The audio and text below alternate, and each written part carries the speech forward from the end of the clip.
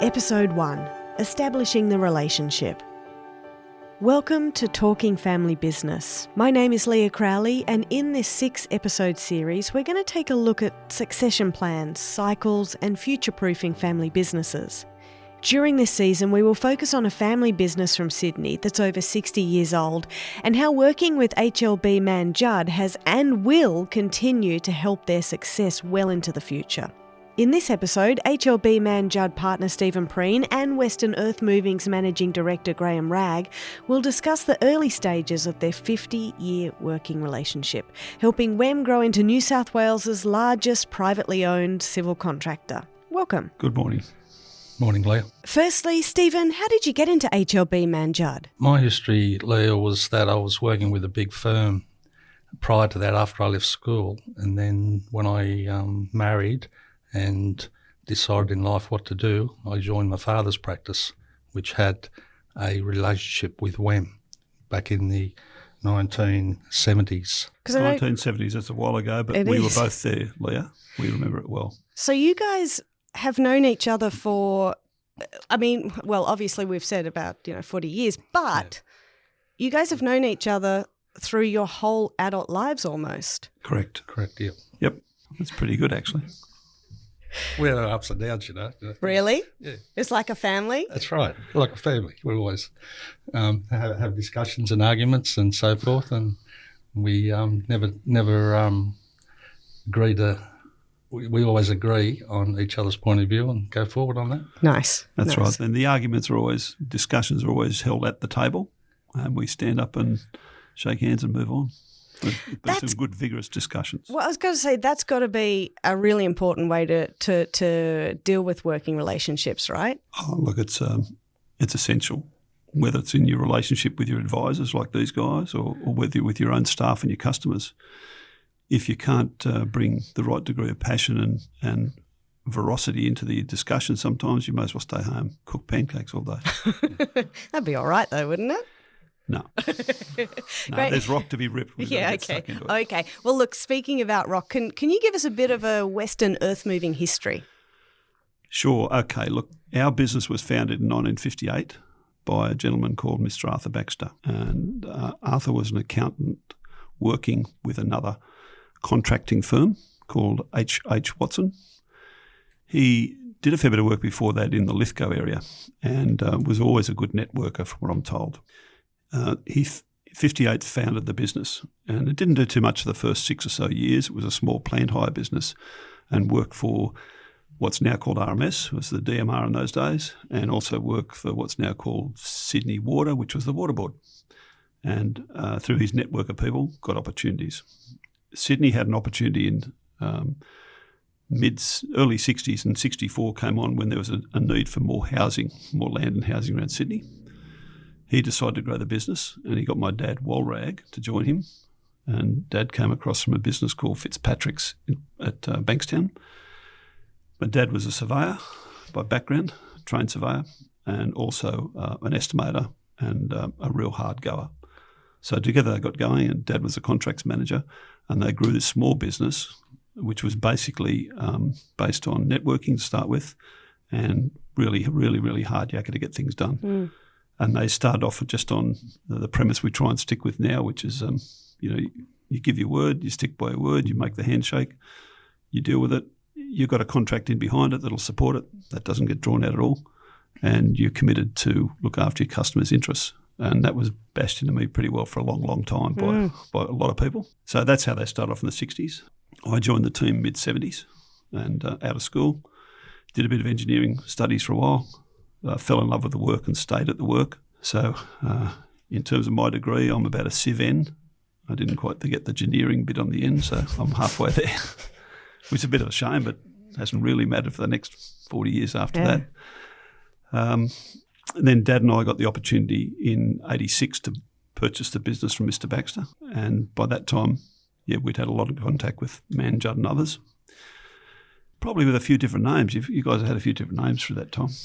Yeah, originally Mann Judd. Exactly. Yeah, and the HLB came along and put in front of that. It's kind of like, do you remember landline numbers? They always attach the numbers at the beginning. So you would have a 9-5 something, and it would ended up being 995. Yeah, that's what you.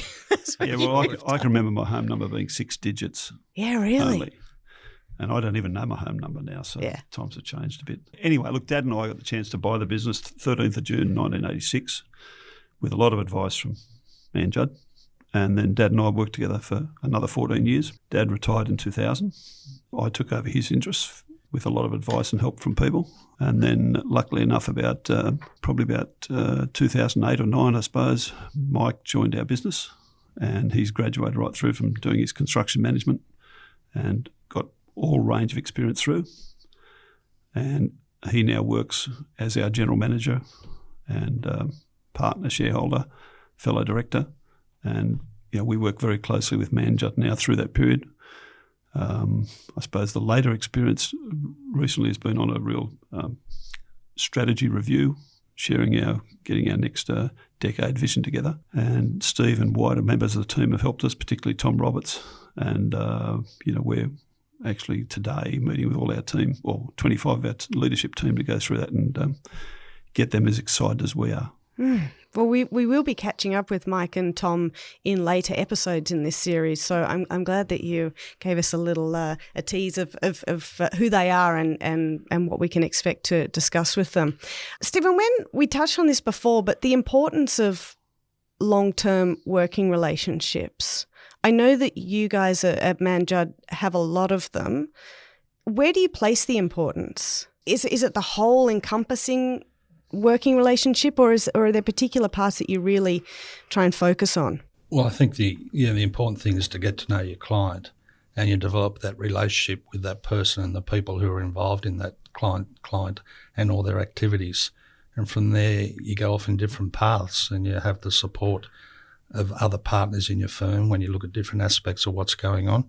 But it's that original relationship with the owners, what their vision is, where they want to go, how they come into the business, how's their family members part of it, and so forth. So it develops into a wide range of activities from a professional point of view, and having that that trust relationship and being frank and open with people, I think plays a huge part in your relationships, because at the end of the day, if you can't be honest with people, deal with them in correct manner and so forth, no one's going to prosper. And, business is about growing, creating legacies, looking at your family wealth, not only for the wealth within your own family, but also creating the wealth for your employees and making sure they look after theirs. So it's, at the end of the day, a family business is somewhat like a family, and it continues to prosper. I think it was interesting that you said, trust and openness and honesty, which is kind of what you were saying, Graham, at the beginning, where you sit at the table, you get yourselves organised. Things have to be said truthfully, otherwise, what's the point? Yeah, look, I agree with what Steve said is paramount. I think back on my sort of journey from my relationship with Mann Judd. In my early days, I think I sort of thought they were guys who maybe did some accounting for someone. Yeah, right. Didn't really know what that was in the real early days. And since then, they've developed to be, our key advisor for the business, right through business advisory, family advisory stuff, certainly tax matters all the way, and just a general reflection point. If we've got any key decisions to make, I'll be talking to Steve on the phone. That's how it's done to date.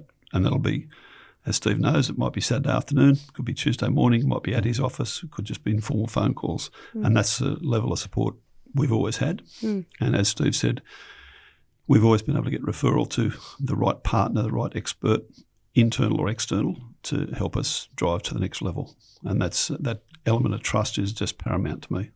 That's exactly how we operate with our customers too. I know that at WEM, culture's a big thing. Do you consider HLB Mann Judd like part of your team, part of your culture? Absolutely. Yeah, look, it's a key element for us.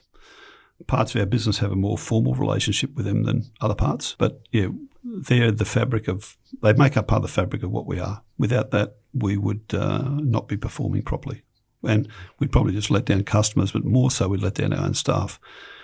So our focus, you made mention there about a family business having the need to look up, or Steve did, mention look after protecting the family's interest, but the family is the whole people.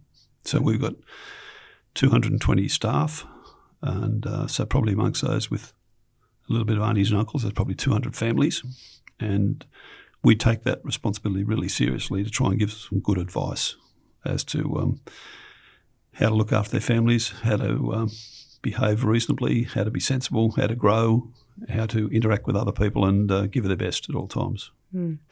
Stephen, taking a look maybe at WEM and other businesses that you deal with or have dealt with in the past, how important is culture within these companies in terms of survival? Very important, because your employees, the future of your business and your clients, the two go together. You've got to have the employees, you've got to have the clients to develop and grow. And Weston's has come from, originally involved with them in the plant. They had plant hire and the contracting side of the business.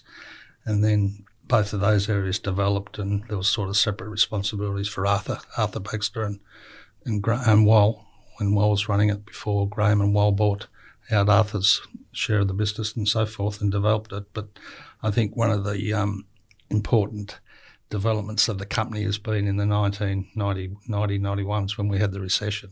Yeah, right. The last one, right? Yeah. That was tough times, and that really showed the spirit of WEM and what they had to fight to survive, and the relationships they had with the bankers and so forth, because everybody was in the same boat. Things weren't going well. It didn't matter what you were doing. You had to be tighten the hatch, and that's when you had the sort of culture come into play and people supporting you and you were supporting them and making sure you didn't just go around nilly-willy getting rid of everybody without considering all aspects of what's going on. Yeah, we got the right sort of advice at the time, and knuckled down and worked out how we just keep everybody working. And, we changed from, took on the challenge of previously only working inside Sydney, the Greater Sydney area, to winning a whole lot of work outside Sydney, and still using everybody employed here to work as need be, where be. And there were some really interesting challenges there. A lot of them are not fit to be shared on this podcast.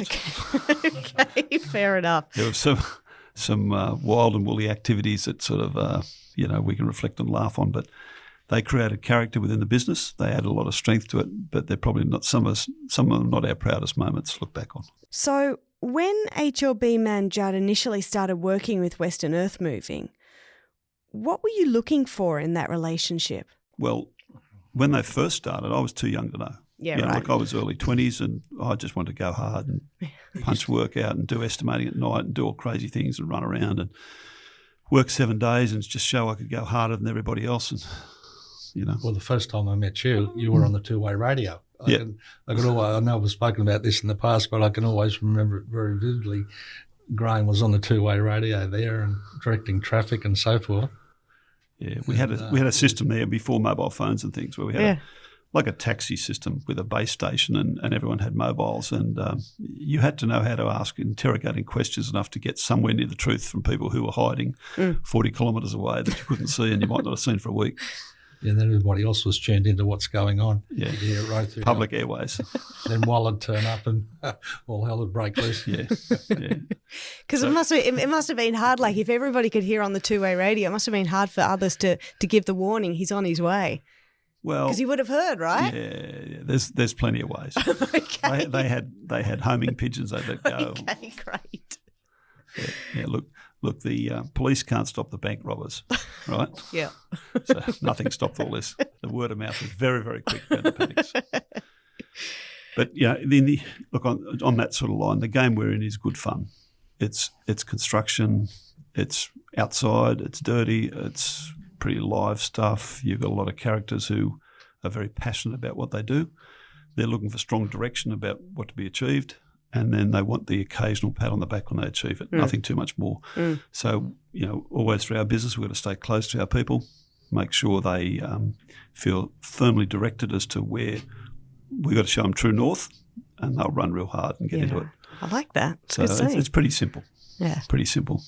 I think finally for this episode, we'll obviously be catching up with the both of you in later episodes in this series. But as a new owner of an already established business, there had to have been some unexpected challenges that you came up against. Absolutely. And then to follow on with that, just so we can keep this in my mind so I don't forget to ask this, did you already foresee those challenges, Stephen? So Graham first. Okay, so we talked about 86 for us buying the business. My dad's interest and knowledge in matters financial were low. He was a construction person and he was close to the ground, and that's what he wanted to do. He thought it was a good challenge for me to take on the other side of things and learn rapidly.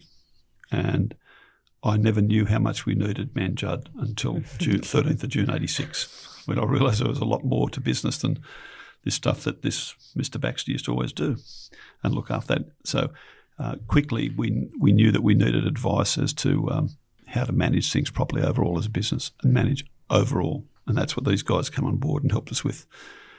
And I think looking back at it, they were a lot more subtle than they needed to be, probably than they wanted to be. A bit gentle with us to give us a bit of direction at first, which was good. And there were certain times that they had to bang the table a bit to get our focus. But I think there's always been that unity of purpose, which is really great. And, I jump forward a lot of years now and I see guys like Tom involved heavily as a business advisor to us. And he's taken the time to get to know our people, which is so important. Not just me, not just Mike. Get to know our people and know what really makes them tick. And then that helps the whole team, extended team, know how to drive the business. Because, we've got a pretty big machine now and it's got a lot of momentum and nothing's going to stop it. We've got strong focus and purpose now. We've got great supporters like Mann Judd that advise us. We've got great customers and, it's great opportunities. So we don't want to hold back. We need strong advice and we're lucky enough to have it. So, Stephen, you must have known, if Graham was saying they were a little subtle at times, you must have known where you could see the gaps of perhaps Graham's knowledge of how to run the whole business. Yeah, it's like being involved at the earliest stages as you can and lead the sort of discussion into the areas where you see it's maybe lacking in manpower or areas of the banks and so forth. And Weston's has always had a great relationship with the bank, and that was fostered very much through Graham and Wall and so forth. And the skills needed to, make sure their financial statements were right and grow that area. In some ways, people in past years in other businesses have sort of don't pay a lot of respect to the accounting functions, and that's understandable because times have changed. Today, the finance world and the accounting standards and so forth are so complex that it's not straightforward anymore. So that leads to further challenges in dealing with clients and making sure we're aware of the responsibilities and so forth. Well, thank you both for joining me in episode 1 of Talking Family Business. For further information, please visit our website hlb.com.au.